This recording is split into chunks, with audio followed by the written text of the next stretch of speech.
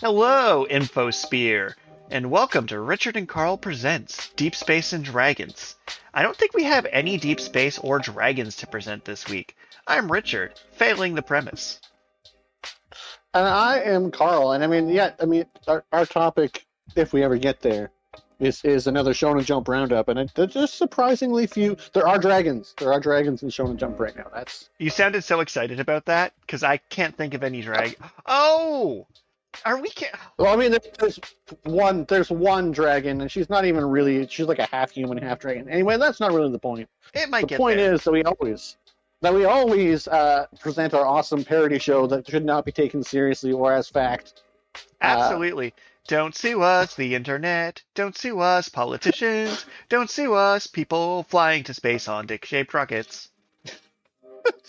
We always present our Deep Space and Dragons with a little side of what's new with Richard and Karl. Sometimes. Um, A few times I'm like, no, I'm vetoing you. This has happened. And to find that episode, my advice is listen to all 100 of them at 1.25 times speed. I think one and a half times speed. When I watch YouTube videos, there's some videos that I love watching them, like Doug Tamuro. He's one of my favorite YouTubers. But I always watch it at one and a half times speed because it's too slow otherwise. I find like 1.3 is like, before it starts getting too distorty, like I did Critical Role at 1.5, but I'm a human being, and that's how you do it.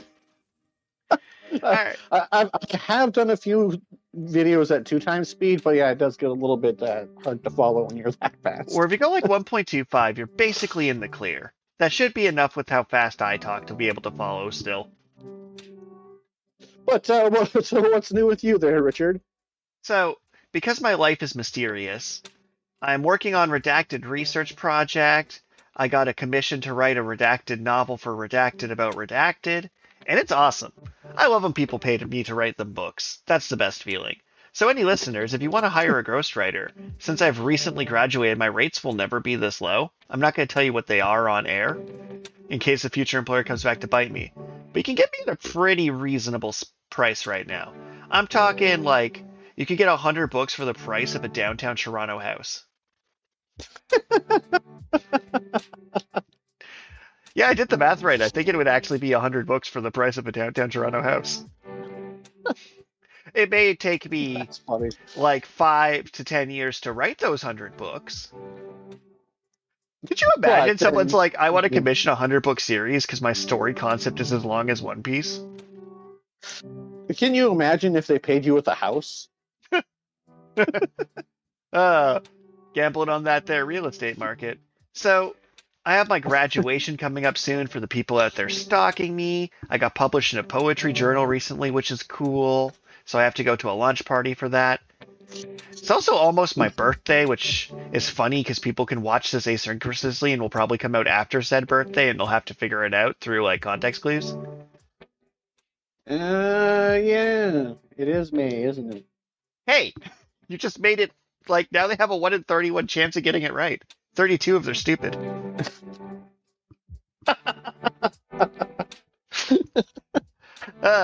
But yeah, like between having commissioned writing work and research work and my natural inclination to only go into the sun once or twice a day, I'm living a pretty ideal summer at the moment. Can't complain about it. So, what's new in the Carlverse? All happy fun times, right? Well, first a little mini movie review. Final Destination Bloodlines came out this month. Another clue as to what month it is when this video was recorded. Oh man, I do enjoy the idea of someone playing detective to figure out my birthday through this and not just Googling Richard Kivas and seeing if they can find it.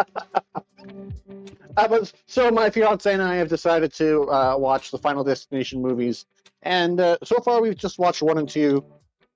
Number 1, I think, holds up pretty good. There's a few weird writing choices, but for the most part, it's pretty good. Number 2 is kind of getting a little bit cheeky. It's not campy, but it's kind of taking itself less seriously. And number 3, I'm starting to think that maybe number 3 will start to get like, because everybody watches Final Destination just for the crazy, gory, like insane ways that people die. So, Final Destination, here's my hot take of Final Destination. It is a good drinking movie in the sense that you can like easily speculate during it who will die, what order, and how. So it's like it's a Mm, fun movie to watch in a meta context, but I don't think I'd mm. enjoy it watching it silently with people who cared about the movie. Like if we were watching with people who didn't care about the movie, I think it's actually a pretty good franchise Mm. because it's stupid, but it's like I don't want to say clever stupid. That's too much credit. But like the puzzle of oh, there's a logging truck in front of you. That's what's going to do it. Oh, is it the Ferris wheel? Oh, is it the snake? So it has a certain Well, satisfaction. see, then I'm at work, right, and And I'm climbing up a ladder to what did I tell you about doing to- any physical activity at all right now? so I'm climbing up a ladder to try and pull down light covers. I'm going to do a They're not sidebar fluorescent here. light. So I had a Hmm? conversation with a dear friend of mine today, a mutual friend, and I explained Hmm? some things about how certain individuals are weak to paper cuts right now, and I'm concerned they're going to get themselves killed because, like, of how they live their life and are always in danger. Now, please continue your unrelated story. Oh. So I'm climbing up the ladder, and you course have you to are. like pull these tabs to swing the light cover down, and then kind of lift it up off the hooks and bring it. You have to like Carl, pull don't it speak down off down the to our ceiling to audience. spray it, right? Obviously, everyone who's ever watched an episode knows how to change a fluorescent light cover. Well, no, like they're They suck. recessed into They the ceiling a suck little bit. royally. But one side is sharp and pokey. Ah, I don't know why. I don't know why they do it. Is it to help diffuse the light? I'm not sure, but it's the side that points down, and so you have to like carry it. You have to climb back down the ladder with. yeah, I this, took one of those across the palm cover. of my hand one time and just shredded it. It was like full cheese grater damage. And then you have to like like spray it off because it gets all dusty, and then you have to climb back up the ladder to try and put it back in, and it's bright light in your eyes. It's not diffused by the light cover anymore. Yeah, you're not presidential enough to stare directly into the sun during an eclipse. But then, so I get the light cover back in, and I am having trouble getting the clip to actually clip back in place. And I cut myself trying to put this thing back in. I thought I was going to cut myself on the sharp pokey side of it, but I actually cut myself on the rim around the light cover. I have a medical condition right now where I have a low platelet count, and so it's just a tiny little scrape, but it bled for like 3 hours, and I'm at work and I'm like, I don't know, like it doesn't seem that serious, but like, should I go to the hospital? Yes! I don't know. I didn't. You were under specific so instructions to not do this. Spoiler alert: I did not die. Are you still bleeding though? No, I am not bleeding anymore.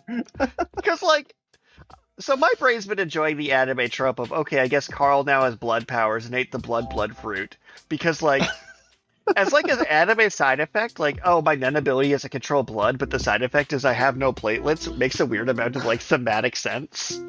But I just have this mental picture where you're just never not bleeding now, and it's your solution isn't to get treatment. It's okay, better chug some electrolytes and try and make sure my body's producing blood at the rate I'm losing it. I am getting treatments. I just haven't watched Final Destination. It's a kind of like that's not such a fun exactly- interactive novel idea though, where it's you have this condition where any injury kills you, and then you get the interactive visual novel of which thing do you think's gonna kill you. That's actually it's peak visual novel design, by the way. Is every prompt is you have to pick the one that doesn't kill you, and they're all spiky lamp, rough edges. I'm not sure whether or not watching the Final Destination franchise is making me feel better or worse about my condition. Worse. But I do think that the medicine is actually working, and I am getting better. So, that's that's the good news. See, the thing is, it's like I want to be emotionally supportive, but you're also Carl. So it's like I can't just be like, I'm concerned my friend could die. I have to be like, I'm concerned my friend could die because he's a bitch.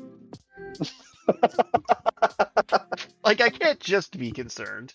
Like, I'm like, Right. I was fully prepared for the what's new with me to be like, oh, I took out a life insurance policy in Carl's name for Karl. So how's it going, friend? You should reach for this candy I put at the bottom of this jar of knives. Like today, I'm like, has he had this his whole life? Did I nearly kill him with a sword fight by pushing him into a thorn bush a decade ago? And if so, I mean, I do think I might have had thin blood for a long time, but I don't know if I've had it my whole life or not. It's tough to say. I'm pretty sure that's exactly what killed Mr. Swatengu. But I mean, yeah. Besides Also, that, you know what's it's like pretty probably good. a red flag for our friendship? I had such faith you're going to tell the entire world your private medical problems. I set up several bits in advance for it. I'm like, I have such complete faith this is going to come up. I'm going to do nothing but make preemptive homages to it that only I'll find funny. Like, I was going to be like, did you really make the cut today? Did you get through with a clean bill of health? What really sucks. So far, so good. Well, it's kind of funny because, like, for one of my research projects, I've had to listen to a lot of, like, medical stuff lately, one of my natural weaknesses. So I was, like, reading an article about getting a heart pump installed, and I'm like, either this will kill me or I'll develop tolerance to these things. Yeah. Yeah. I mean, I've heard that they are using 3D printing to create, like, a titanium lattice that you can use as a joint replacement. So then the bone will actually grow into the lattice, and it'll be not organic isn't the right word, but So you're definitely a cyborg, and that's sick. More integrated, I guess. I don't think that's going to help me in my situation, but medical technology is advancing, and it's kind of crazy the things that can be done nowadays. You are so close to being a Morbius, though. Like, I'm pretty sure the exact plot was he had a rare blood condition, and he gave himself vampire bat powers for that specific reason. I mean, if anyone's going to be using morbid time, it's you. All right, we ready to move into a Shonen Jump Round Up? I was gonna transition by saying that I don't think there are any vampires in Shonen Jump right now. That's wild. I'm gonna have to use generative AI technology because this is a weird question. What percentage of Shonen Jump runtime has had a vampire in it?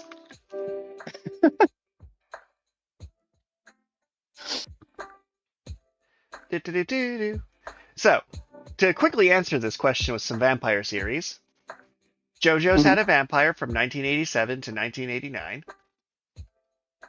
Isn't Dio still actually a vampire? Yeah, but I don't know if we're still counting. Like, I don't know what percentage of JoJo's counts as having a vampire in it. Anyways. And then they had Seraph of the End in there from 2012, which had vampires in it. Seraph of the End, I think, is still ongoing, isn't it? Yeah. Yeah. Demon Slayer, they're not vampires, but they're vampire adjacent. But apparently, only less than 10% of Shonen Jump's runtime has had a vampire in it. Huh. Because Risotto Vampire wasn't in Jump. Seraph of the End wasn't technically in Jump. It isn't. And Hellsing wasn't in Jump. Huh. So, yeah, and Chainsaw Man is relatively vampire resistant. Yeah, Chainsaw Man is definitely not about vampires. Even the Blood Demon, or the Blood Devil, is not a vampire. The Bat Devil had vampire vibes, but like...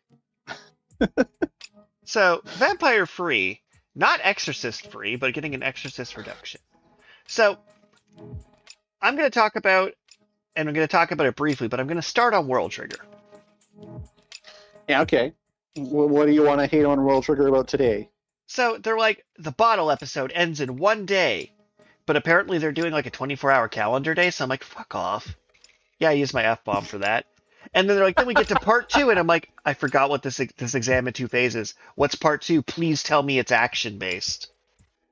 The amount of money I'd pay for an alien invasion to happen right now, instead of it going into another wave of exams. Because, like, I don't actually know if the exams have taken up an egregious amount of time, or it's just that its release schedule got delayed by so much that it feels like it's been egregious. It's definitely been a significant number of chapters spent on this bottleneck, which really highlights some of the issues that World Trigger has, which prior to the bottleneck, or the bottle test, it had issues, but you could still focus on a few main characters, and they were still doing cool and interesting things. But now it's like they're trying to get you to focus on everybody, talking about how everybody's doing. It's just so much telling and not showing. So here's what I'm going to say about World Trigger, and this is a controversial statement. If World Trigger has the runtime of One Piece, it can get away with this arc. So if World Trigger goes for 750 more chapters, then this goes from being the entire length of Full Metal Alchemist spent in a bottle cap to being a singular arc. And, like, if World Trigger has a truly comically long runtime, then it was worth getting to know all of the characters. Right, because then we spent all these time with all these characters. And then if they all, like, start going off on missions, scattering, dying, whatever, this did a lot, like, because there's about 50 chapters, I'd say, probably, so, like, a fifth of the series. If the series goes long enough, then it was worth getting to know the characters at this level of depth. Right. However, if World Trigger only goes to 300, this was a colossal waste of my time and a waste of a series. Because you could have fit the entirety of Full Metal Alchemist in here. And it's just so sad because, I mean, it's unlikely for any series to go past 300, I think. And especially with the release schedule like World Trigger, it's released like 1 or 2 chapters a month. But then also, it's like, it had so much potential at the start. But yeah, that's kind of my weird hot take. Like, I think it can, on a long enough timeline, recoup from this, but I don't think it's going to. Right? Like, I don't think it's going to outlast the runtimes of Dragon Ball and Bleach and things. I just don't think it has it in it. But it's weird is it's done so much world building and lore building. I believe it could run that long without the story imploding. That's kind of my hot take is the scope is big enough that it actually has enough story to sustain 1,000 chapters. Yeah, I mean, I wouldn't be surprised if the author has like a Tolkienian level of world building and like probably even has alien languages that he's developed that it's like eventually one day we'll see all of the hard work and like history textbook of this fictional world. But let's move along from World Trigger. So that's me being like, I'm being kinder on it than it deserves. Because I'm like, is the bottle test almost over? Please let the bottle test be over. Alright, so the next one is Black Clover. Black Clover just kind of stalled out completely. It needed to go weekly to keep my investment. Sorry, Black Clover. I kind of agree. The chapters aren't really that much longer. So it's like it doesn't really have the extra content to be like, yeah, this is worth it. I get that, the author needed more time to be able to live his life and not die, but like, I mean, it is sad. Also, Black Clover has always just been One Piece with wizards. It's just Naruto and One Piece fused together, set in Wizardland. He wants to be the Wizard King instead of the Hokage. It's probably more Naruto than is One Piece. I'm going to say Black Clover's just Naruto. Pretty much straight up. Yeah, I think it really hasn't done anything wrong, but it really hasn't done anything exceptional either. It filled a void that was left by Naruto. Yep. And then the Martial King angers me. I mean, I was going to segue into Boruto, but Oh, let's go into Bort. Oof, I have infinite thoughts on Bort. So Black Clover worse than Naruto, better than Boruto. Pretty comfortably put it in that range. Boruto could not fill the shoes of its predecessor. That is for sure. So I gave this talk a while back while working on a project, editing something, and while playing through the fantastic Expedition 33 Clara Obscura, and it's like the best pieces of media are about something. Boruto's not about anything. It's just member berries. It's like, ooh, look, watch us reference things that were cool. Like, even Boruto teleporting, they're like, ooh, look, he's basically, but not really using the flying lightning technique. Isn't that cool? And I'm like, no. Oh, look, she has Mangekyo Sharingan, despite us explaining why that can't happen. And I'm like, not only did you dedicate a truly obscene amount of screen time into explaining why she shouldn't have this power right now, and the side effects this power should have, you forgot to give her a character, a personality, motivations, or have her pass the Bechdel test. Bort has not passed the Bechdel test in its entire runtime. No two female characters had a conversation that's not about a male character. I'm not entirely sure Naruto passed it. Yeah, you're probably right. I don't think Naruto passed the test either. And it's like, I think I've given this speech where, for Naruto, every fight built on itself. Every technique was a setup for the next technique to kind of like remix things. And they really only gave characters one trick or two, with the like specific notion that these were going to be used to murder people. Right. So like, you're like, okay, he makes clones, turns clones into things.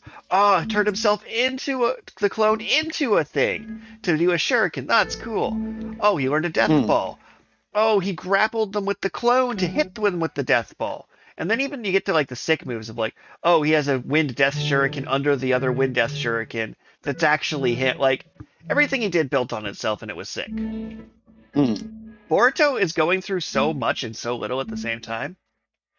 And yeah, so they had this whole big thing about his planetary rotation Rasengan.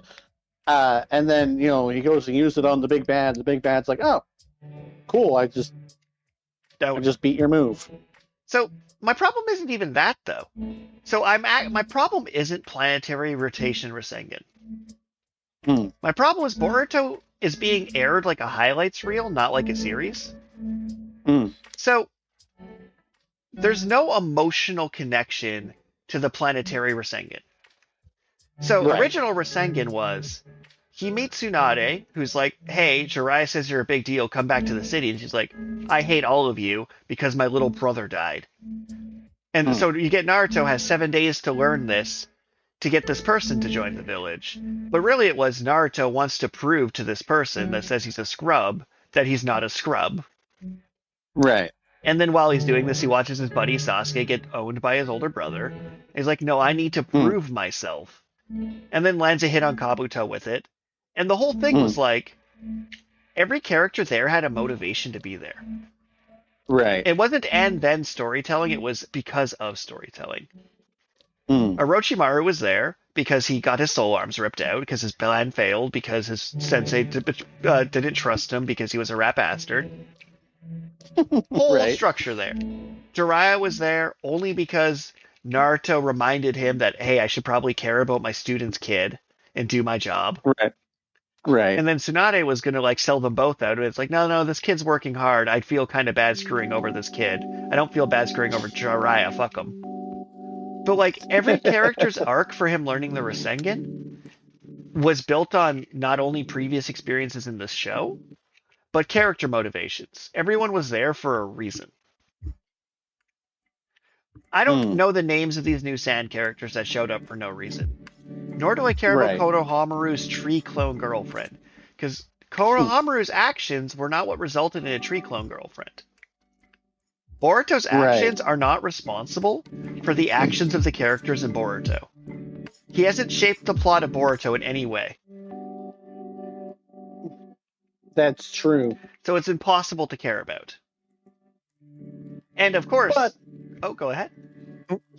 Well, I mean, it keeps coming out monthly, and it's like, that's definitely one of those sunken cost fallacy series where it's like we've invested this time already. I'm too invested to just give up. I want to see how bad it gets. right? But like that's my main thing is that they went for this like fate of the universe scope to keep power scaling their show, but forgot to write Mm. characters. The villains literally don't have personalities. So one of the best written characters in early Naruto that got people into the series was Zabuza. Because Mm. Zabuza was like, hey, this is an evil ninja, but he's just doing his job. He's not malicious. He doesn't hate our protagonist. He's just doing his job. And then Mm. his minion dies. It's like you let your friend die. Your friend die. You're a terrible person. And then Zabuza sheds a tear, and he's like, "Yes, I loved my minion, but we're ninjas, and this is our job." Mm. That was great because we rooted for Zabuza and we rooted for Kakashi because we were invested in both characters. Mm-hmm. No Boruto characters have villains have personalities whatsoever. That is definitely true. But you know what characters have tons of personality? I'm listening. All the characters in Chainsaw Man. Chainsaw Man is so like. So Chainsaw Man is wild right now because I'm like, Denji's getting character growth. He's here not molesting people. Well, way to go, Denji. Denji's aware this is toxic. Yeah. Like, Denji's had insane character growth over the last 20 chapters. Well, and then just generally insane things happening into it. Chainsaw Man is just Chainsaw Man is perfectly orchestrated chaos. Like, I brought this up in one of my classes when we were talking about body horror, and it's like, my prof asked me a question. Do you recommend Chainsaw Man? And my answer, which I'm answering to our audience here as well, is you have to go into it analytically. If you read it surface level, it's trash. But if you analyze it, it's fascinating trash. It is the most interesting trash. Because it's like... Yeah. It's the weirdest thing. I think I've given this rant before, that a lot of fan service in anime is hyper chaste, but also like super inappropriate. Mm-hmm. Where Chainsaw Man is actually sexual and awkward and uncomfortable and gross. Right. So like to compare it to like, let's go Himatan. That one. The weekly series about the makeup influencer and their housekeeper boyfriend who's torn between his other love interest because honestly he's actually surprisingly dateable. Like that one I kind of give to them. It's like, what's your skill set? Oh, I'm passionate about cooking and cleaning and being a good housewife is kind of like a, all right, I can see the appeal here. Like your skill set is literally dateable. But like that series will be like, here's some uncomfortable fan service, but never actually like have characters interact. And it's like, no, Chainsaw Man is written by an adult for adults. So it's like, this is a super uncomfortable grooming relationship, and they're being very clear about this. Well, and the other thing is, like, it's hard to tell what Chainsaw Man is about, but it does feel like it's trying to make a social commentary. I know exactly what Chainsaw Man's about. I guess. It's not subtle. Chainsaw Man is straight up about puberty and how external influences affect someone going through puberty. Denji's not subtle metaphor of turning into a literal murder chainsaw. It's literally just the story of how society affects hormonal teenagers. The first season was literally about what happens if you follow the rules when you're a hormonal teenager and learn that society is just trying to exploit you. So it's like, it's a really honest reflection of teenage development. Probably one of the more honest ones I've ever seen. Like, this relationship right now where, like, both of them kind of like each other, I guess, but are just kind of together via inertia and both have things they actively dislike about each other. I'm like, this is by far the most believable relationship in manga. I see every angle that's going on here, and it's like, yeah, this is like toxic, terrible, and ineffectual. This is exactly what a relationship at 16 looks like.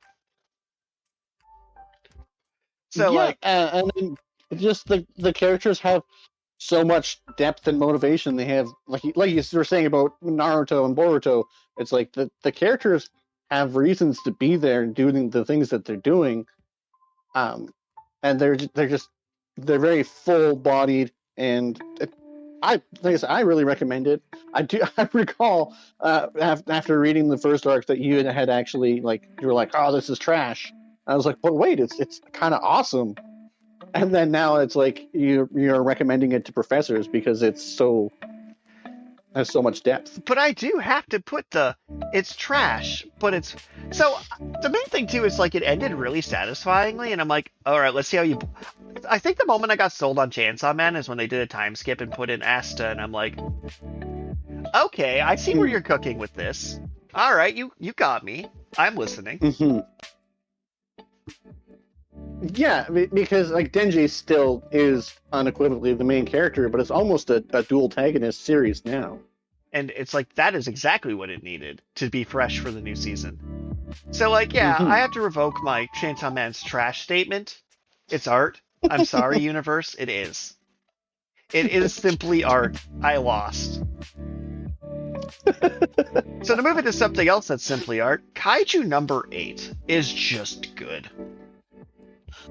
Oh, it's getting so close to the end. It's been confirmed that it's very, very nearly done.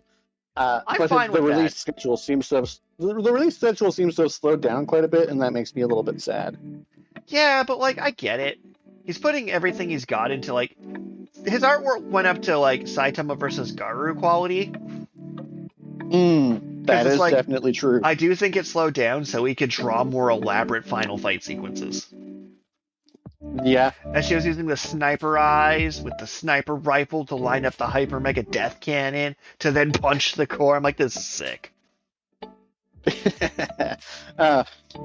So like, yeah, that's, and it's like right around my between 100 and 150 chapters. That's what I have always said is the sweet a spot. Good length for a series, because you go past that and you end up losing focus. But this has stayed very focused, very on brand.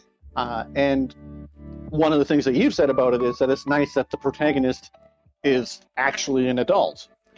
And like to loop back yeah. So like, sorry, go ahead. On earlier episodes of Shonen Jump Round Out, I focused on protagonists. So I'm kind of like focusing a bit on antagonists this week, just cuz. Because I was having that thought about the difference between Boruto and Naruto is largely antagonist and pacing. So Kaiju number 8 for being villain of the week has really only had the one villain. Yeah. It's kind of just been the Mushroom Man this whole time. I mean, he had like a super villain buried inside him, but yeah. And I'm like, okay. Like, a lot of what they've set up where it's like, yeah, this is just peak. It's just good anime. Good manga. No further notes. Good job, Kaiju number 8. Kaiju number 8, definitely. All right. I felt you dodge around this one. The Martial King, which still has the credit for the best use of color in Shonen Jump. No other credits for it. I wouldn't say I necessarily dodged around that one as like, much I'd as rather talk about Boruto. Yeah, I just have more to say about Boruto. Like the Martial King is just. So you know what's a weird one for me? This is a sassy comment. I'm not sure where I'm going to take it. So in Fairy Tail / Rave Master / I'm forgetting the name. Eden Zero. Eden Zero? Yeah. Yeah. The author just reuses character models straight up. And then actually explained that they're from alternate realities, and were so audacious to have 3 sets of Natsu in Fairy Tail proper, and like 5 Urzas.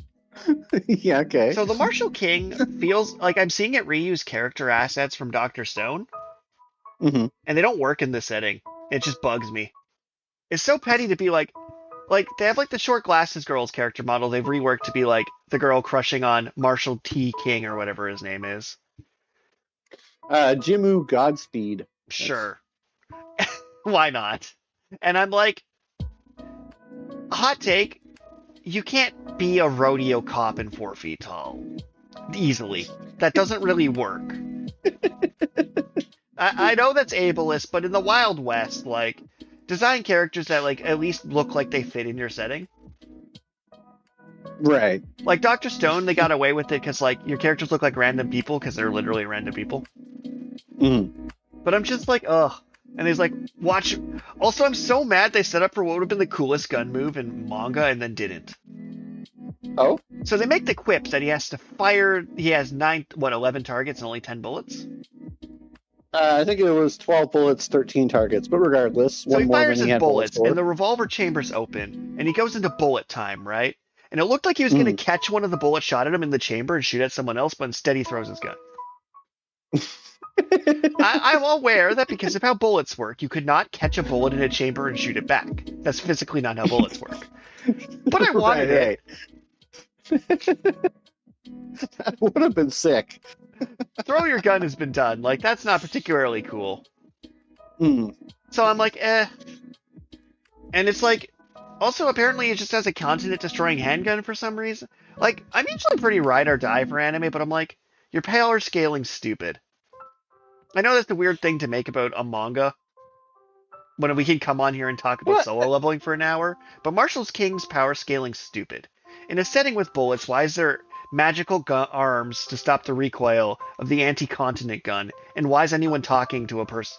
Why are they bullying a guy who has an anti-continent gun? Can't he just erase all of them from existence with a shot? Like, why is he talking to anyone and not just leaving? A, he doesn't have any bullets. Okay. And B, I don't know if the author actually knows where he wants to go with this, because he hasn't set up any other sorts of antagonistic forces. See earlier comment about antagonist. Marshall King doesn't have one. It does not. I mean, I guess you could consider the principal an antagonist, because she set up this challenge to be like, we're going to give you your Marshall badge if you can do our little trials. But also, there's no tension there because we know he can. Yeah, he's definitely, like, he's 100% going to do the trials. And then it's up in the air whether or not he'll just decide to stay at the school anyways, because I just hope this inspires cool dynamic lighting for things. If it did that, then its existence is justified. The artist is very talented. I would say that Marshall King visually is art. Nah. I don't like his character models. I'm going to be a bitchy about it. So the storytelling is like, it's unfocused. Mm-hmm.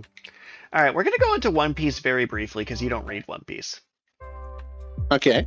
So around episode 1000, Toei Animation Studios quintupled the budget on One Piece. Okay. So every arc in One Piece has been the coolest arc because the show went from looking like a Hanna-Barbera cartoon to looking like Solo Leveling.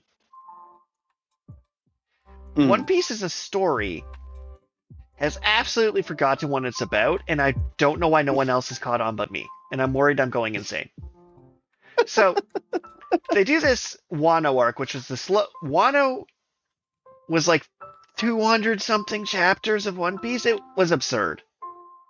Mm-hmm. It made the Frieza fight look swift. That is the anime record for the longest fight in anime history, right? I don't like it. So they go to this Agate Island arc, right?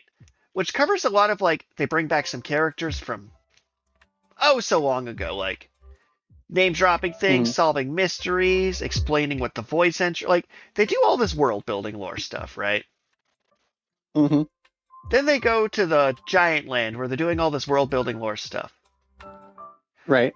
One Piece's stories have not focused on the goals and motivations of a member of the Straw Hat crew since Sanji's arc in the Big Mom arc, like 500 chapters ago. And then the rest of the time skip didn't focus. This hasn't been about the Straw Hats following their dreams in like 600 chapters, if not longer. And my eyes are glazing over when I'm reading these chapters because they're like, the Royal Knights have come in and you're meeting this guy who's on Goldie Roger's crew and the Giants and they're unraveling the mystery of Emu. And I'm like, none of this relates to anything the characters are trying to do.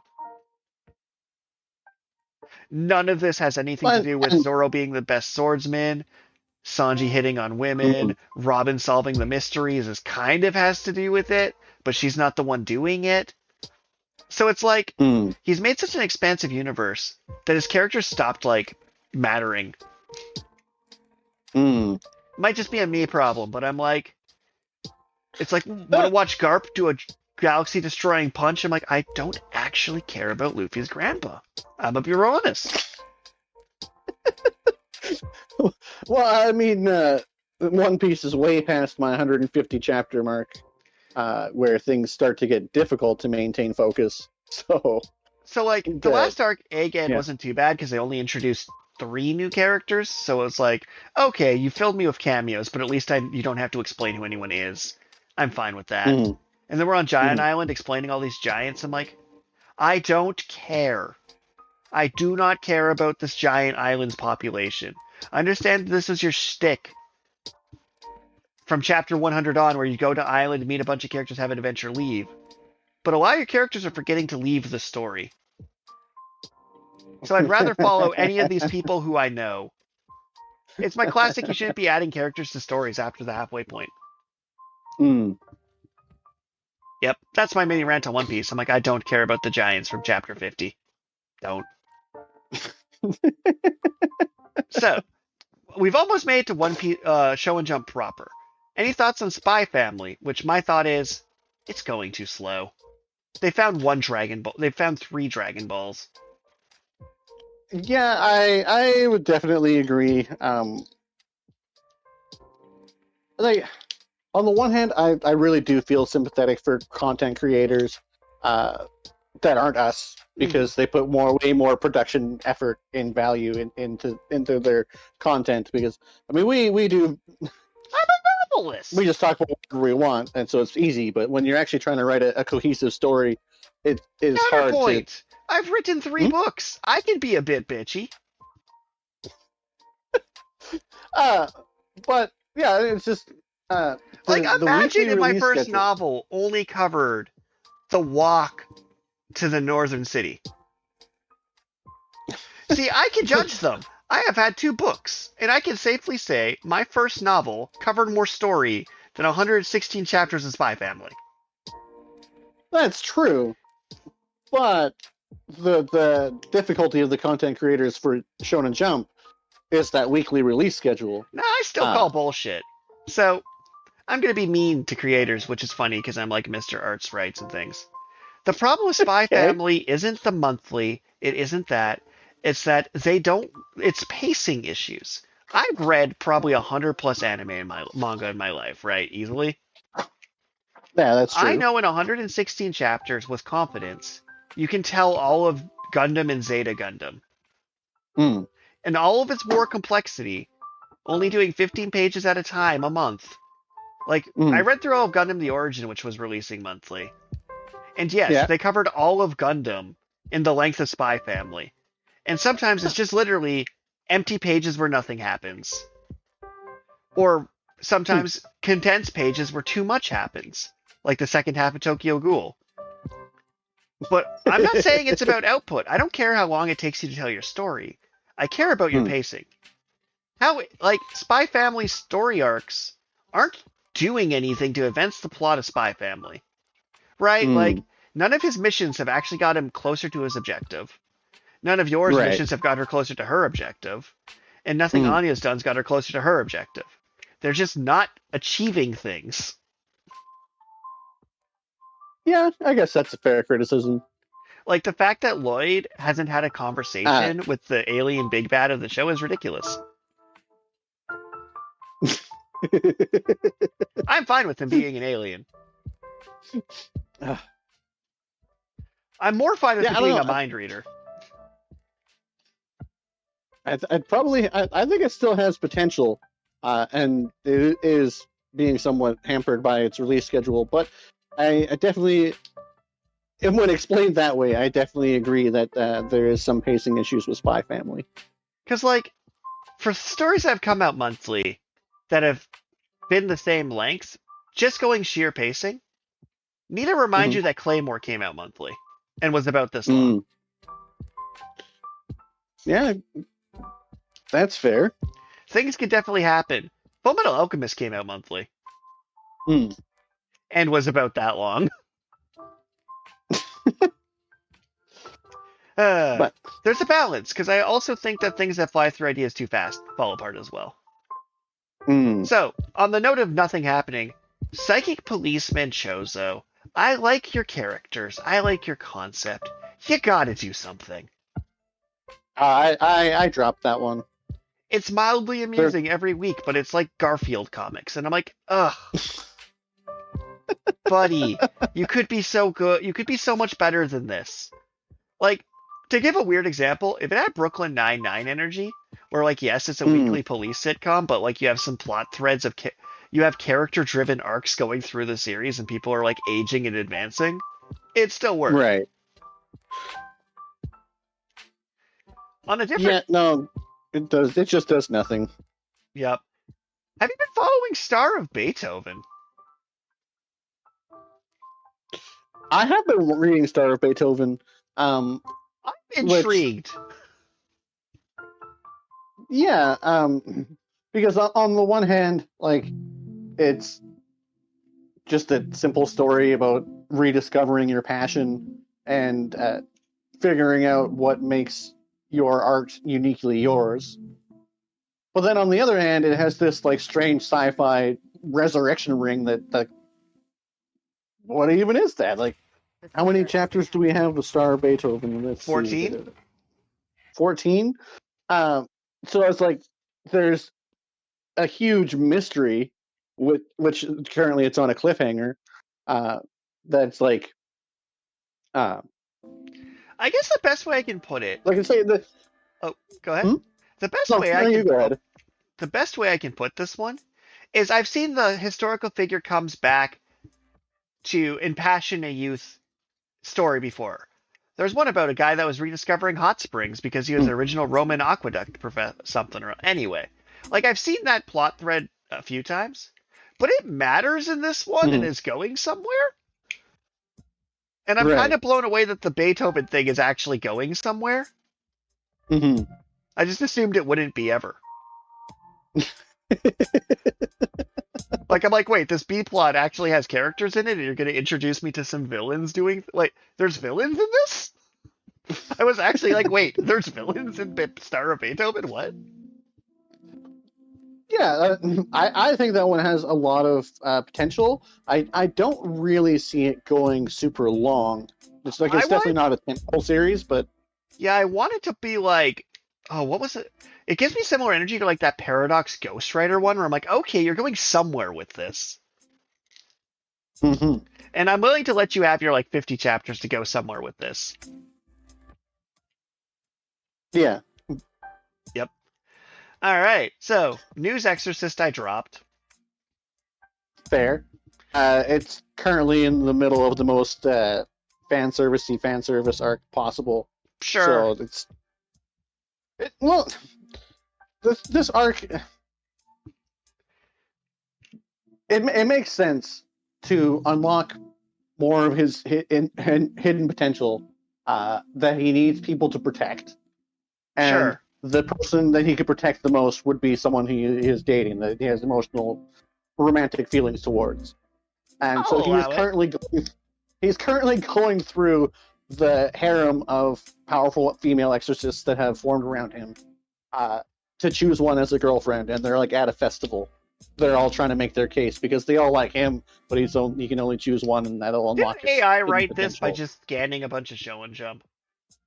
I know, like this latest arc is just why. It felt like it had potential, but it's really like. And I refuse to give Roboco a single click ever. Okay. Just out of concept. Just out of concept. Kill Blue also lost me. I really think they're trying to go for the old man dates high schooler. Well, I mean, they did straight up. He is actually planning to. Well, he proposed to the main character, Norin. And I dropped at that instant. Well, I mean, the plan makes sense to actually just be like, hey, these challenges are garbage, and the only way to stop them is just like... Counterpoint. Why did the author write a story of an old man becoming a teenager to propose to another teenager? Like, to pull it to a meta level, at its core, an old man wrote a story of an old man being thrown in a kid's body to go to high school to propose. Like, convoluted plot reasons, whether it makes logical sense or not. He wrote a story for that to make logical sense to happen, which felt like his goal from day one, and that's a problem. He should be on a list. Straight to jail. Directly to jail. Let's just not even play around.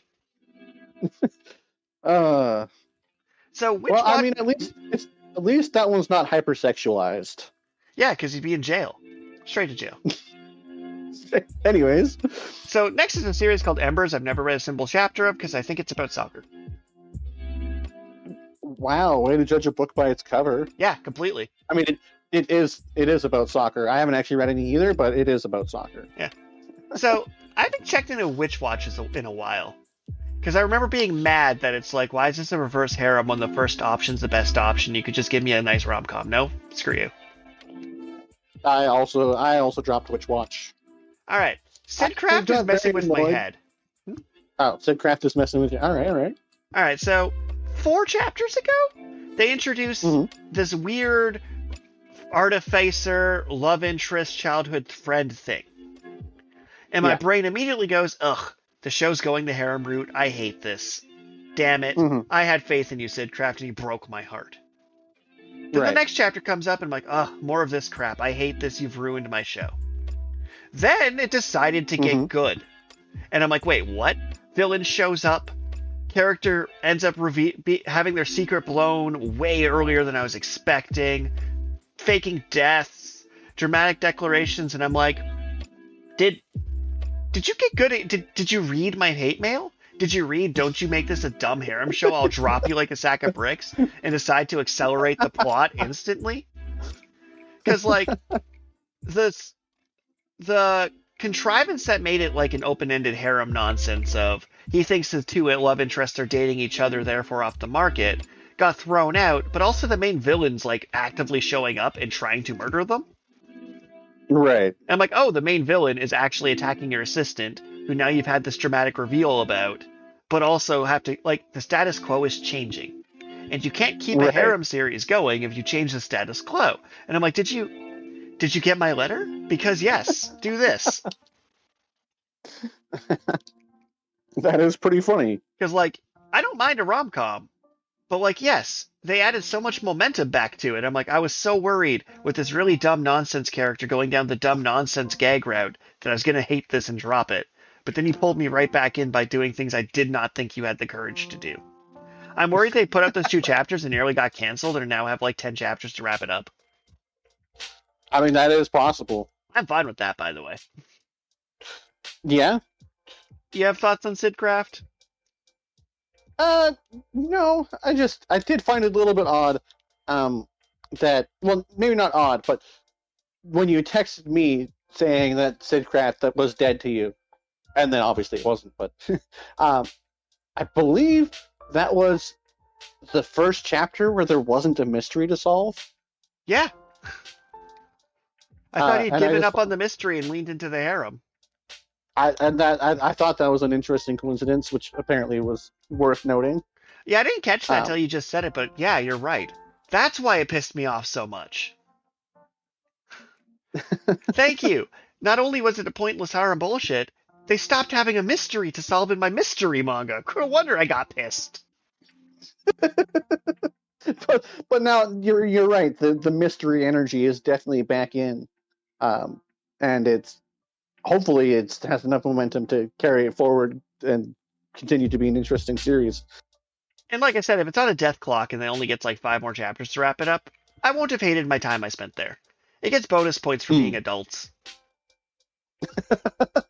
Fair. On the next note, have you read the first 4 chapters of Nice Prison? I have. I don't like it. I'm in the same boat. It is just... I don't understand what it's trying to be. It's trying to be like Kochikame. Like, it's trying to be like 90s Shonen Jump slapstick humor. It has very similar energy to Chozo in that one, but, like, it's stupider. Like, objectively stupid. Yeah, maybe that's the problem, is that it's not even remotely trying. Or maybe it would be clever we read it in the native language. I don't think so. But He has handcuffs as glasses on his nose. yeah, and like his ball and chain is some sort of cyborg robot thing, and like It has it's no just subtlety. bizarreness. That's my issue. Is it has no subtlety. But I will give it this weird credit. Does that not feel like a random character to play as in a 2D Jump Ultimate Stars, where you're like, who the hell is this? Like he'd be right at home in Jump Ultimate Stars, so I'm giving him that credit. Yeah, maybe that's why they okay a whole bunch of series, so they just have a bigger roster for their inevitable fighting game that they release. Nah, because they switched to making 3D arena brawlers because Ninja Storm made a good one, so they felt compelled to make nothing but bad ones since. Fair. I don't get it. Jump Ultimate Stars not only sold out all its copies, it sold internationally when it was region locked still. Like, and they're like, no, everything's 3D now. And I'm like, no, hire a sprite artist for $20. Yeah, Jump Stars was a great game for the DS. Indeed. And all right, trucking along. I don't follow Akane Banshee because I don't understand the cultural significance. Me neither. I dropped Shinobi Undercover after like 4 chapters because, I don't know, I wanted it to be more Full Metal Panic where it took itself seriously. Huh. I don't know. You still follow Shinobi Undercover? I am. I kind of was surprised that you actually dropped it. I thought that you were standing for it. It's weird because like I don't read it consistently. Sometimes I'll get curious and check. It just didn't quite grab me, and I'm not sure why. Like I didn't do anything to get it. It didn't get blue box where I had to throw it out. Right. I don't know. I don't think it made anything wrong. Yeah. I mean, it's not really doing anything exceptional right now either. And then we have Elusive Samurai, which I just haven't followed for 202 chapters. That's another one where, I mean, I guess if I wanted to learn more Japanese history, it'd be interesting to read. But the cultural significance is significantly diminished here. So, full disclosure, I have been reading Hematen, and I don't understand how it's still going or how they plan to keep it going. But I'm like, oh, this is just completely wholesome for the most part. I'll allow it, I guess, even though everyone involved is stupid. It's the cardinal sin of being like, here's a love triangle, and I'm like, why is there a love triangle here? You've already solved it. There is no reason for this to be a triangle. Person A just dates person B, and you have literally no reason not to. Well, and it's kind of weird because there's not even really any like drama or tension.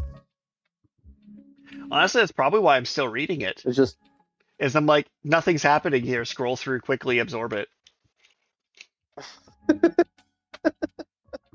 I've read all of it. I can't speak for it.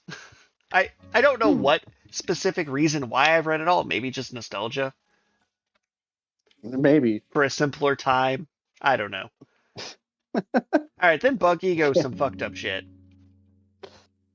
Yeah, I'm wondering what's up with this release schedule, because again, that's definitely a series that's really high on my list of incredible potential, but like, it's disappeared for a couple months. So its wild release schedule, as I was talking before, pacing and release schedule can combine to create or kill a manga, right?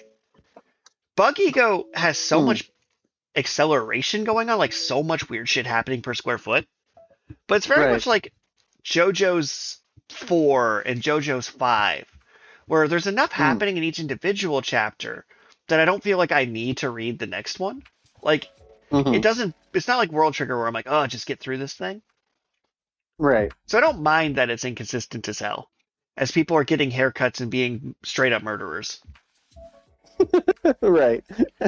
It's also just weird. It's just weird. And things get bonus points for being just weird. But I mean, there has to, like you say, there has to be some sort of subtlety about it.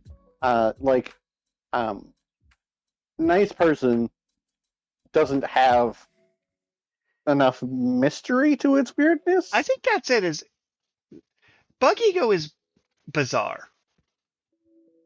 Prison is weird. Bizarre is definitely a better word to describe. Yeah, where Nice Prison is just Nickelodeon. And RuriDragon is perfect. No notes, just keep on keeping on. It's just a perfect manga. I'm so happy that series actually came back and continued going, because it was just the idea of the half dragon, half girl, well, half human, I guess, half dragon, half human, half girl. Don't mind that. Anyways, the awakening of the dragon powers, and then just like the crazy interactions that it causes. It's wholesome and it's interesting. To like loop back to an earlier rant about Boruto, RuriDragon is 100% character driven. Like it's literally using the plot device of magical dragon powers. It's really about different character social reactions, how they act to it, who's a good person, who's a bad person, who's a fame chaser who's just pretending to be on Team Dragon versus I'm mean to this person because I treat them like a person. Therefore, I'm actually a good person because I'm giving her shit, and I'm giving her shit because I don't care about her dragon bullshit. Therefore, they should be friends. And I'm like deeply invested in this teenage drama being like, I'm not going to treat you special because you have dragon powers. And she's like, that's all I wanted. It's like, I can't go to school anymore, so I guess I'll just jump in the pool and freeze it. Look, I have spikes. It's like I'm watching someone like defeat their social awkwardness due to dragon powers. I'm like, oh, they're going through character growth. Look at that character growth. They did a bit. That's such character growth that they did a bit. Like, actually, that was a huge character moment. They stood in front of a room and did a bit instead of just wanting to curl up and die. Yeah. I am definitely here for RuriDragon. That's one of the series I definitely watch. Which is wild, because I'm like, it's just like, oh, these superpowers aren't anything to do with anything. And I'm like, wow, that's so brave. I'm so proud of the willpower this author has to have not introduced another dragon character. Well, I mean, they kind of did. I don't know. I think they're going to actually meet the father soon. But maybe? You know what I mean, right? Like, the easy thing would have been is to, like, slowly transfer in other half-dragon kids from reasons to create drama. Right. Instead, it was like, the big dramatic moment was taking garden shears to snap off the horns so they'd be less dangerous. And it was like, yeah, I'm going to cut off one of my horns to traumatize a classmate, calls her mom. Do these grow back? Am I mutilating myself? This is probably worth knowing before I do my dramatic gesture. Yeah, that's definitely a very cute, wholesome, and unique series. Yep. And then the opposite of that, Ichi the Witch. I just don't care. Are you actually reading it? Or did you drop it? I'll occasionally speed read a chapter to see if it can catch my eye. I mean, yeah, no, I don't think that it will. It's not really doing anything. It's just kind of a ball of tropes. And, like, I hate when something tries to take a setting and has no interest in saying anything interesting with that setting. So, I'm the Only Men Among Witches is being written by some dude, I have to assume. Because there's, like, if you're going to make your show about gender politics, you should probably have gender politics in your show. Right. I've seen a few anime do that where it's like, women get superpower except the one guy, so he's the most special guy. And I'm like, that's bad. That's toxic for so many reasons. Don't do that. Get that out of here. Unless you actually want to say something about it. Like, if you were Shonen Jump's first openly trans character, then suddenly you're doing something, and I'll give you my respect. Right. But, like, oh yeah. It's like... Oh.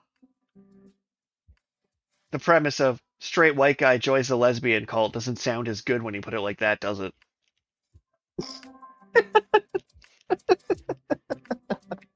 Right? Like, they're doing nothing with it. Oh. And Ultimate Exorcist Kiyoshi is also a nothing burger I dropped. I was so mad. they did a chapter where Ultimate Exorcist Kyoshi he gets poisoned with the poison that turns him into a baby. Sure. That's a pretty common poison. I think that happened in both Blue Box and Sakamoto days. And Black Cat. It's a very common poison in the world of anime, the poison that turns you into a baby. Or magic or whatever it is. But anyway, it's The entire point premise is, of Dragon Ball Daima. And GT. So good, they stole it twice. So he gets turned into a baby. And then the next chapter, he gets found by another character and saved, and then immediately back to being an adult. And it's like, why? Why did you choose to put this garbage trope in the middle of like what's supposed to be a climactic battle? So to kind of follow up on that one a bit, to go to an earlier rant we were giving about character driven, one thing that didn't really come up that I think is worth mentioning is kind of some of my problem I have with pacing is things have to matter in your story. So nothing in Boruto has really changed the status quo in Boruto somehow. Like, even Naruto and Sasuke, they didn't have the courage to get rid of them and have that have a lasting impact on the village. Somehow Naruto being sealed hasn't affected day-to-day life in the Leaf Village. It's not different under Shikamaru. It's the exact same village. No one's... Like, it's not like someone declared war and the village alliance broke down and the status quo changed. Even Boruto being, like, plot hacked into being the villain didn't actually do anything because all the characters who care about Boruto still care about Boruto for some reason. Right, they haven't even bothered to explore that yet. So it's like, if you do something like make someone into a child and then turn them back into an adult, that only works if it changes the status quo. So in Black Cat, the reason they did that is our murderous train something or other got to be a kid and be a happy kid for an episode. And the plot narrative for that was he was able to reflect on the fact that his childhood was fucked up and resolve to give his teammate a good childhood. So for him, it was a turning point of, I got to be a kid again, and I liked being a kid this time around. Now I'm going to make sure to protect Eve, I think it was, and give them a childhood. And that resulted in him getting his death laser ability somehow. And even though there's a lot of logic jumps of why the nanomachine virus that turned him into a kid gave him a laser cannon, it changed the dynamic of the show going forward. Right. Because it made him less edgy. It caused him to have character growth. Where somehow, Sadara's Mangekyo Sharingan, ability that's activated by the death of a loved one specifically, has not changed her character in any way. The power that literally drives you mad from emotional outbursts did nothing. In any event, Kyoshi Ultimate Exorcist Kyoshi, that one, it's just there. I read a lot of the comics ongoing in Shonen Jump, but a lot of them, they're right on the edge of me dropping them. They're not doing so bad like Witch Watch, where again, the character turns into a child, and that's kind of like where it lost me. What a trope. What a weirdly specific trope. Although, to be fair, it'd be fascinating if Chainsaw Man did it. But Chainsaw Man's better than that. Chainsaw Man has the, I crawl out through my own mouth.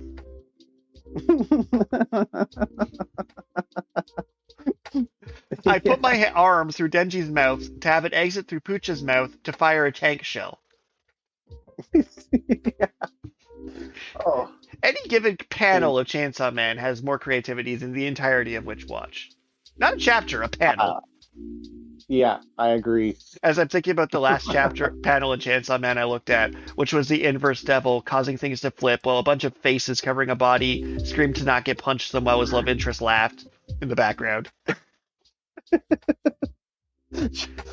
So much going on. Like, literally, one panel. It's kind of funny because, like, Chainsaw Man's art style is closer to, like, the Attack on Titan art style that you're not on board with, but the content just has you so invested. Yeah, I mean, it's a little bit cleaner than Attack on Titan Attack on Titan was just a little bit too messy for me. I just had a hard time with it. Well, it's kind of wild. Like looking at Chainsaw Man right now, I felt the need to open a chapter for this point. Most of their panels of Mhm. characters have no background drawn on them. So there's actually like a lot of white space in the average chapter of Chainsaw Man.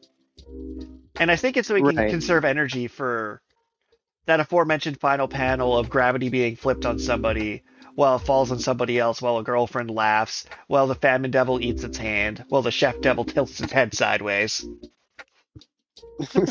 Yeah. Chainsaw Man. Pandemonium. Alright, so moving on from Kyoshi, because I'm doing this in somewhat order. Odor of the Flame. Have you read the first 2 chapters of that? I have. And actually, that's ironically, well, maybe not ironically, but the reason I was actually interested in doing a Shonen Jump Round Up is because I find that series in particular, Icehead Gill was a series that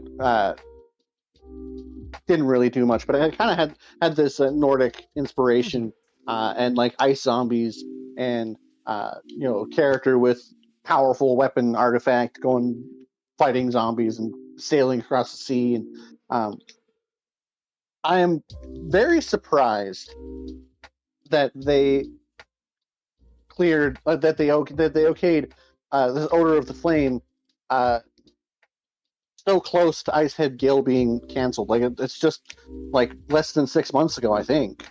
I would have to double check, but Maybe they canceled it so they could run Odor of the Flame. I mean, maybe. I will say I liked the other artists' work, that Red Hood Guild or whatever. Yeah. Although that one also seemed like it got canceled before it actually said everything it wanted to say. So Odor of the Flame, I'm mixed, but mostly positive. So I'm not vibing on the art style. Yeah, but I mean, who doesn't vibe on Nordic Shaman King? So here's why I'm giving it bonus Nordic. He's definitely gonna. So you know how I threw all that shade at Black Clover earlier, where it's like they just borrowed a setting, and then I throw that same shade at Naruto, where it's like you call them ninjas, they're not ninjas. We don't even know what the tech energy is, and they dress in orange. So a lot of manga will use like their theme is set setting. Like Ichi the Witch is like, I want the witch aesthetic with floopy hats, but we're not going to sacrifice a single goat or have a single moonlight orgy. Like they don't even understand the point of witchcraft. But Odor of the Flame, not only does it hitting those Nordic vibes, I mean, it's no Vinland Saga, which is like, Vinland Saga is right up there with Legend of Arslan, where it's like, oh yeah, this is just history but good. Where Odor of the Flame's like, you get the point behind it. It's like, yeah, you're a fighter because the way you fight is you cook. You keep the fire lit and you support us.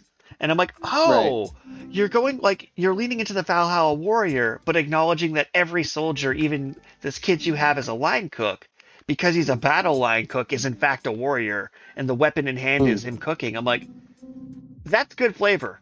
Like they're using this fire and ice motif, but actually like using it symbolically. So, Shaman Kingness aside of, yeah, I'm going to summon the fire spirit out of the sacred flame. I love how much of not an ass pull that was. Hey, specifically bring this fire said to contain spirits to the battlefield and be a good dude. Oh, the spirit in the fire thinks you're a good dude. That made so much sense. It really did.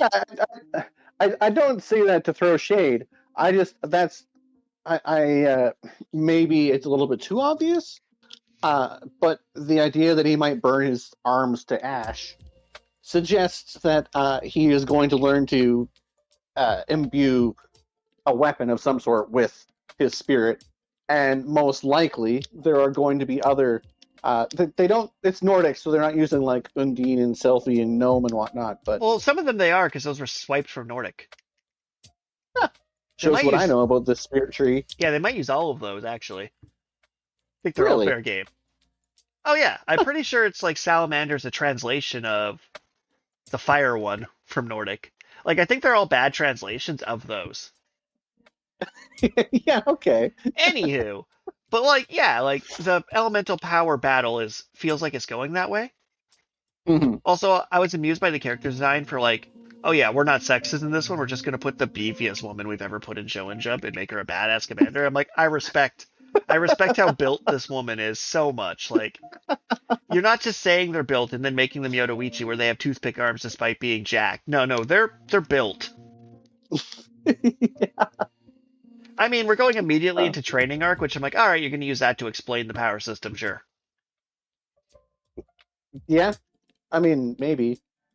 So far, I mean, we only have one example of someone actually using a spirit in this way. But like I said, I just immediately get Shaman King vibes, which isn't necessarily a bad thing because Shaman King was a pretty good series. Oh yeah, and like I said, I'm not super vibing on the art, but I'm vibing on the story, which is so much more important. Because I'm like, okay, like it's simple, but also good. Because like, all right, protagonist who they show don't tell is a good person. God, I hate when they tell us the protagonist is a good person, and then the chode never does anything of value for anyone. At least Denji knows he's a douche, and I'm on board. Right. But we get so many blando Calrissians who are like, I'm a good dude because I'm a good dude. I'm like, no, this kid was like getting stabbed with spears trying to melt his commander because he's like, and then his commander's like, oh, I would have just killed them with fire powers, but you went to save us as your move. Respect. So I'm like, all right, Yeah. all right. Like, you joined the military to feed your sister. I can respect that. Also, Yeah, they have like, people drinking hot mead, which I'm like, all right. I definitely think that this show has a lot of potential. Which means it'll get canceled as soon as it gets good. Looking at you, Duran Duran. Doron. All right, so I'm gonna just let this episode run a little long because there's still 3 series left talking about that I want to talk about. Probably won't take too long. Okay. All right. So Kagurabachi is sick. Oh, And it's just better than Weekly Shonen Jump. Like, it feels like it's a better manga that deserves to be like a monthly release like Chainsaw Man and Gaiju because it's just better. Like, no one's on its level. No, Chainsaw Man is released weekly on Tuesdays. Kagurabachi is released with the rest of them on Sundays. Yeah, but if Chainsaw Man takes breaks, I just accept it as the cost of doing business. But those 2 series are definitely the standout series in Shonen Jump. That they're on a different level than everything else in the magazine right now. So you know what Kagurabachi makes me feel like? It's like Rurouni Kenshin in its peak. But also it's like more creative than that? I don't know, like the new chapter, like, okay, we're gonna bring back Teleport Kid, who had brain damage, so your powers are less because you had 2 superpowers, so we had to give you brain surgery, and I'm like, interesting. Okay. And yeah, we're not sure how well your superpowers are going to work anymore. You just got to try them and see, I guess. And I'm but like, this is what we want you to do. It's like, we don't know if you can do it. But then they like set up these villains for 17 straight pages, so the hero can be set up as a complete fucking monster. I was so happy. They got me with that warping so good, because like Security's like, oh no, these guys are dangerous. Oh no, these 3 brothers are dangerous. Oh no, these 3 brothers are dangerous. And it's like, no, boy band guy just absolutely turned one of their heads into paste. That was just such a cool panel. Like, and then Samurai Dude's like, oh. Just sits there, hand on his chin, like, oh no, wait a minute. That was definitely my favorite chapter in Shonen Jump this week. Like, as good as Chainsaw Man is, they got me. Like, Kagurabachi, the reason they actually got me here so good is all of the times they've introduced a villain, the villain has actually been a threat, right? They'll be like, this guy's dangerous, and the dude will proceed to roofie the entire apartment building. Right. So they introduce these new guys, and they're like, mouse protocol. Everyone hide the fuck away and just let them go to the murder chamber. And I'm like, okay, we're following Day Job Tony And much like myself, Day Job Tony's like, I want to kill this guy. He killed my brother. But I'm Day Job Tony, and I'm not going to get myself killed over this. Right. So looking at the photo of his nephew on his desk, he has to let these villains go past. And like they do such a good job for this So-Zero guy to just face punch one into paste. And I'm just like, oh, you got me because you've never pulled this trick on me. That's true. Like there's a line where he's like, the executioner was livid. Just face pastes him. I'm like, what?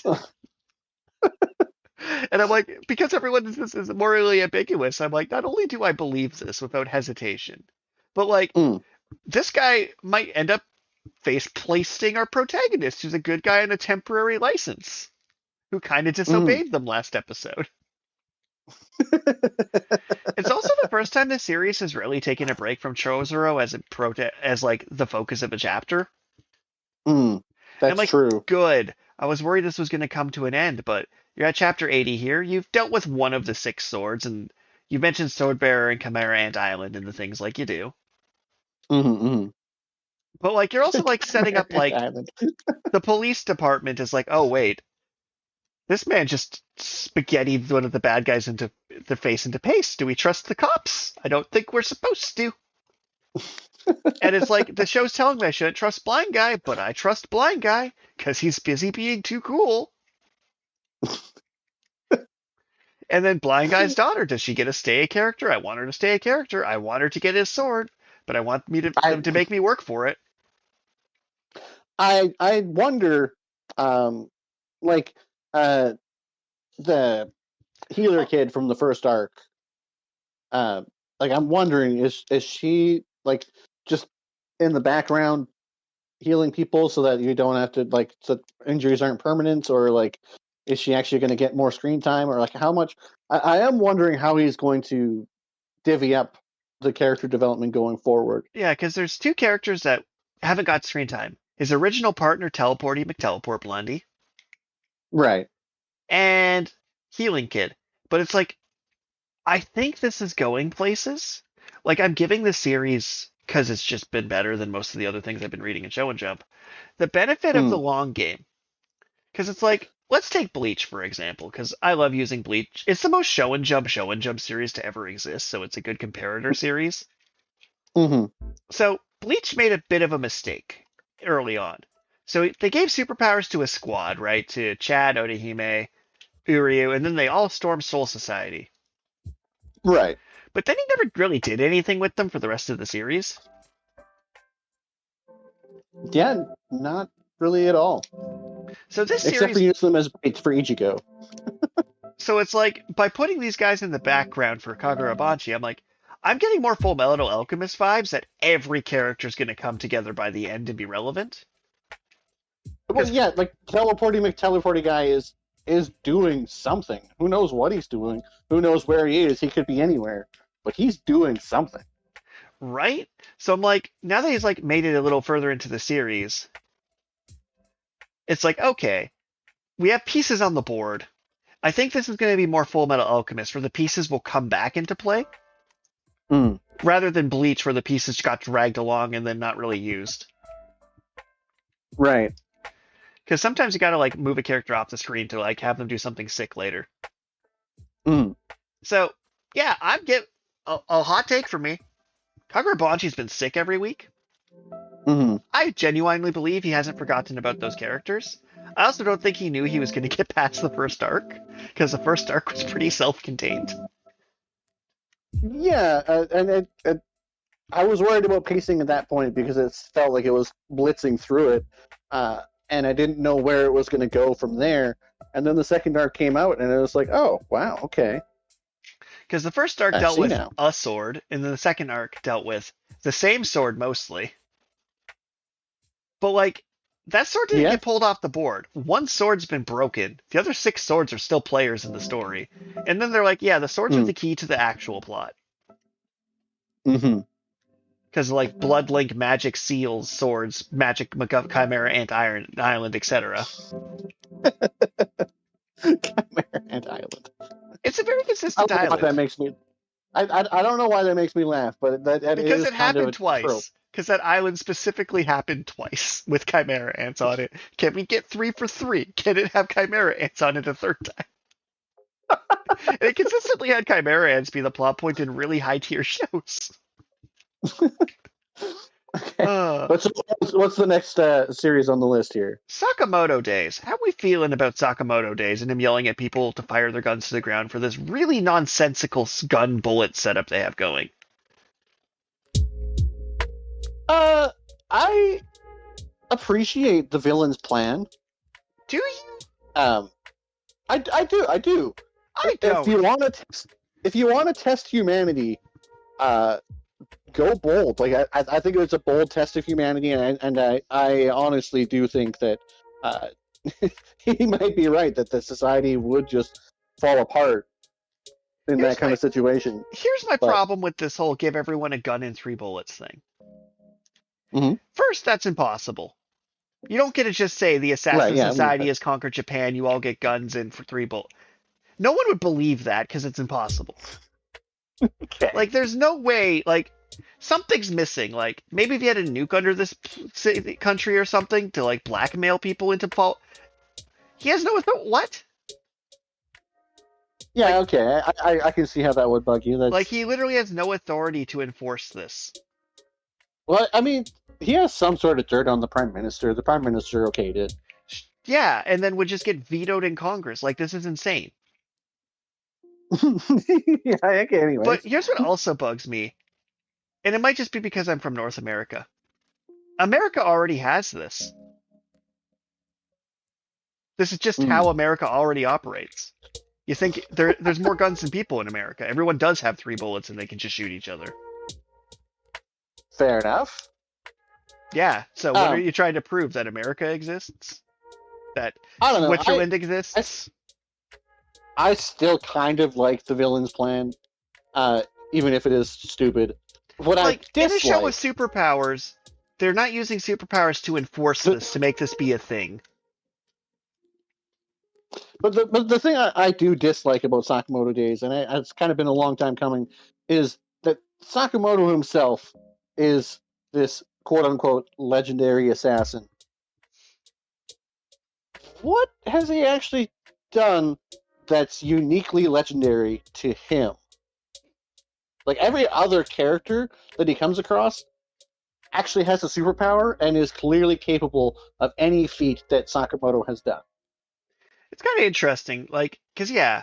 So, where I was going with my rant is I hate the problem, but I like the solution. So, my brain still can't wrap around this evil plan. I'm like, how? Like, did you find a factory to mass produce guns and bullets? Like, did you FedEx ship them to people? Like, how do you do this? Like, physically, logistically? How does one, as an assassin, who has a League of Assassins, give every citizen a gun with 3... Like, how do you even do that?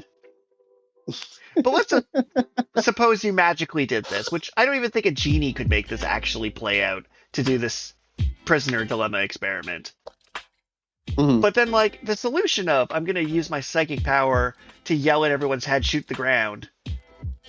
Okay, that's fair. I do like when the solution is based on, like, a character's development, their arc through this thing, blah, blah. It's not emotionally connected to anything. Like, Shin developing this ability doesn't have an emotional connection to it. Because it's like, if this was him, like, coming out of his own from Sakamoto, like, if this was, like, somehow tied to his character development, it would be a sick moment. But instead, it's a cool moment. Because, yeah, a cool moment is yell into the intercom, everyone fire your bullets in the ground with your psychic power, so they fire the bullet in the ground. An epic moment is when things connect. Like, Lee dropping the lates was epic because he has a sick, cool superpower. And it directly showed the character arc of this is a guy who can't do these other things, so he became the absolute best at the one thing. Right. But yeah, when a character busts out a new superpower, it works better when it's tied to some kind of emotion. Like that Rasengan thing of like, yeah, he Rasengan Kabuto by using a shadow clone, and he learned shadow clones because he's so fucking lonely. And then Sasuke pointing out, like, of course you learned a technique to make clones because you're so lonely. And then punching him with the loneliness attack. Like, that's beautiful, right? Right. There's no beauty that happened here.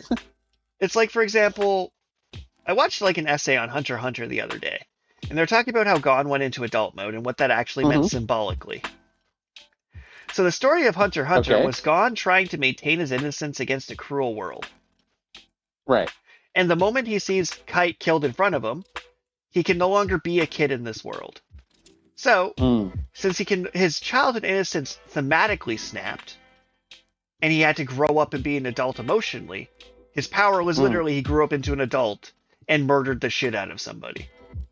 Right. Which was like, yeah, this was a story that society failed to protect Gon from the harshness of reality, so he became a sociopath. Mm.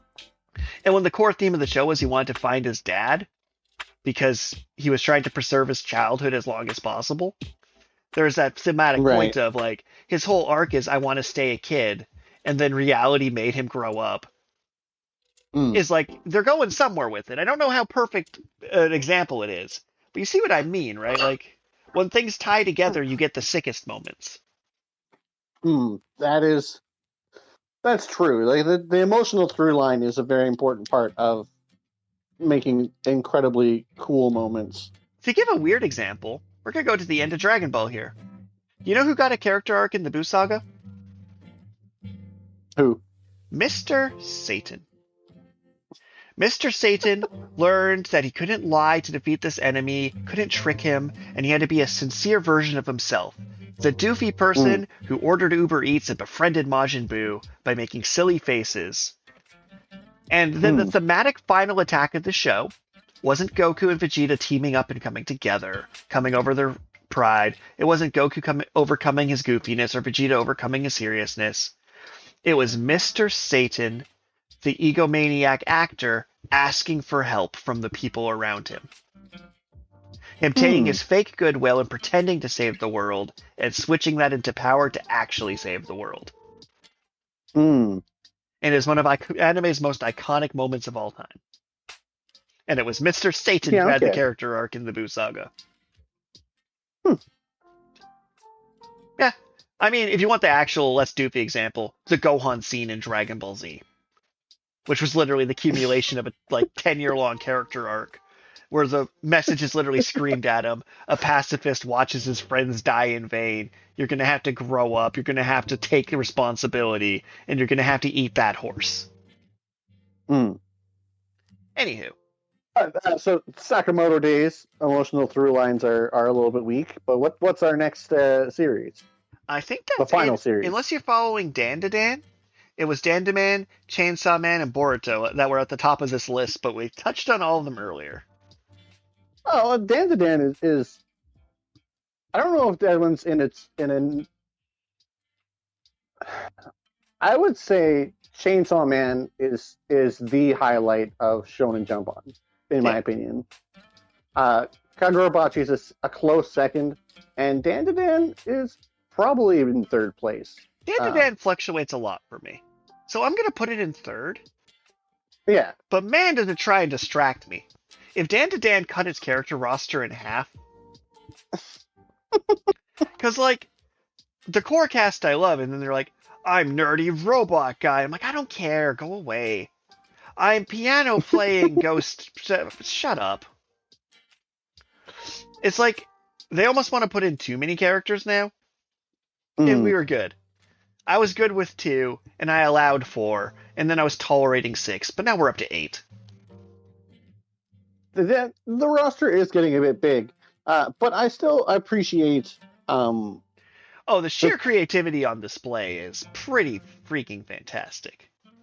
That's the main thing about these top 3 series, is that they are incredibly creative with the characters, with the powers, and with the fight scenes. They're just insane.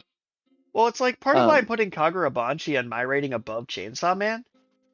Chainsaw Man's thematically more interesting. How cool was the scene where the daughter starts sword fighting, and so she doesn't get horrified by murdering people. She's practicing blind because she grew up watching her blind father and learned to sword fight blind as a way of playing with her dad, and then use that skill to not die to assassins.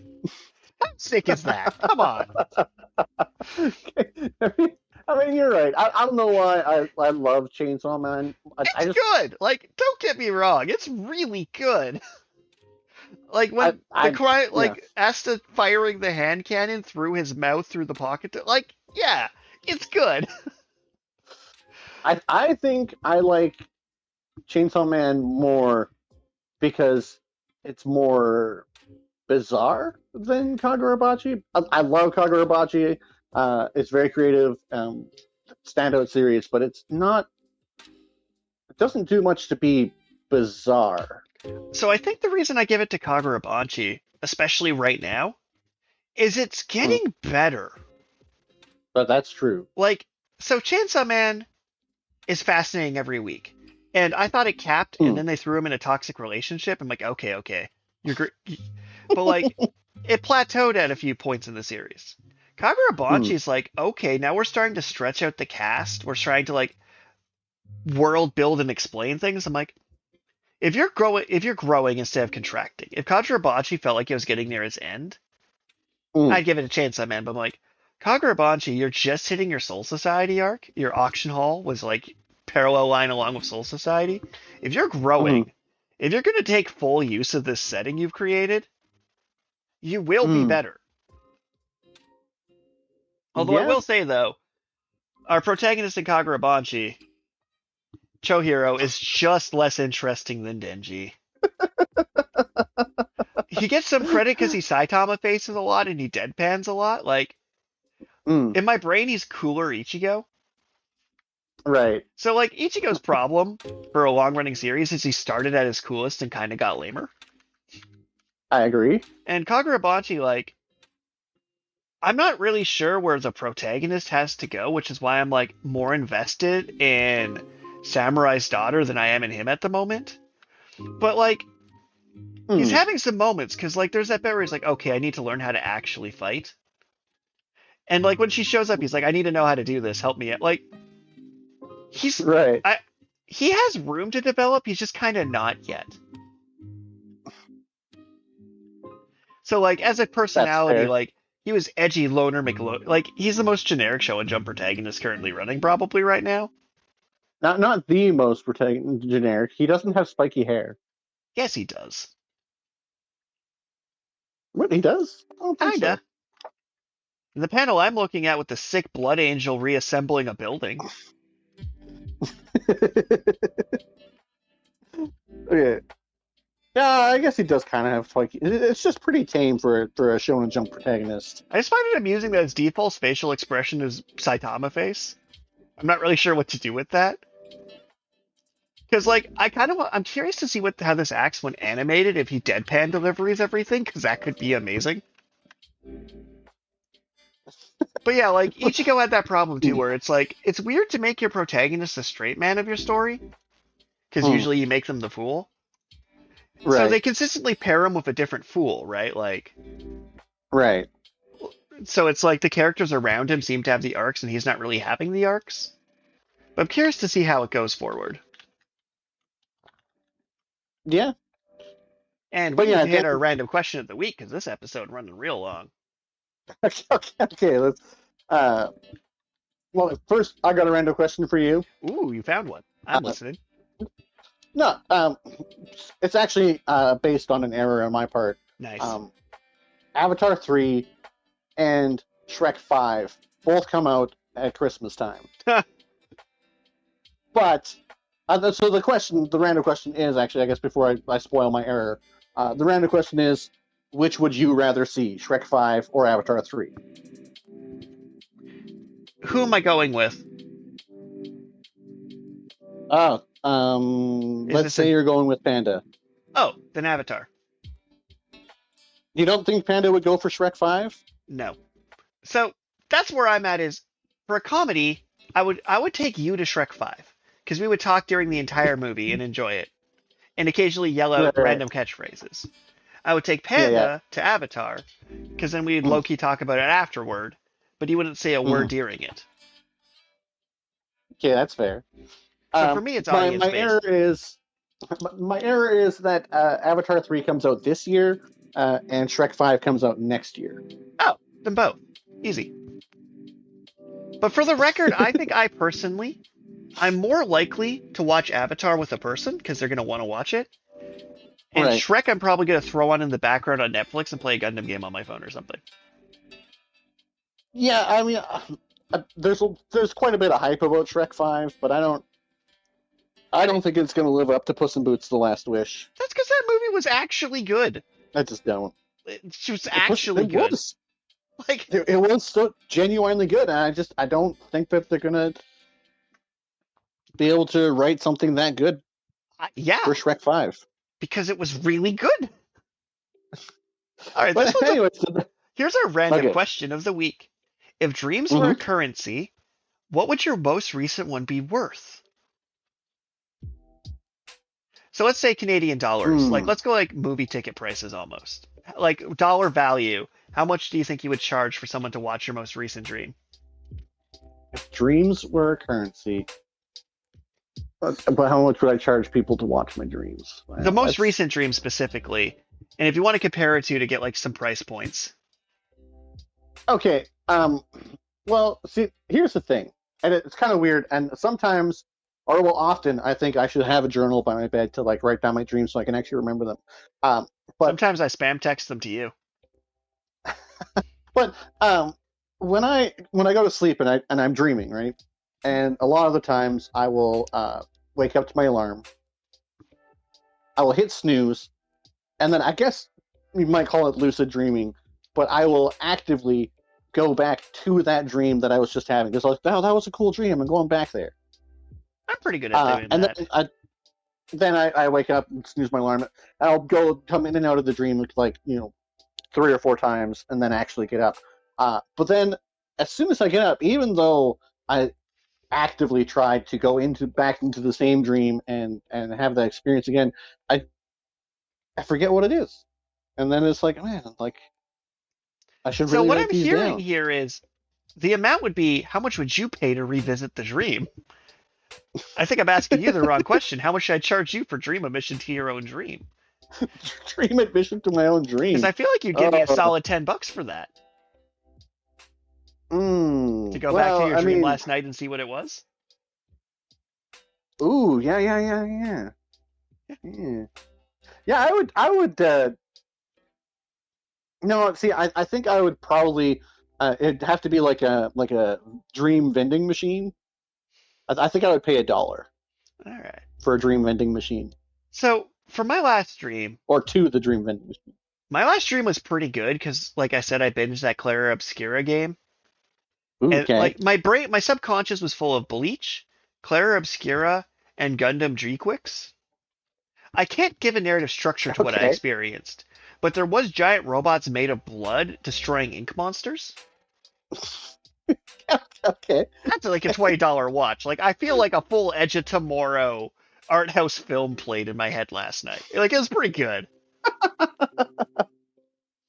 I think you were there and you were bleeding and you formed your blood into a kaiju. I was gonna say that I feel like the blood might have been my doing.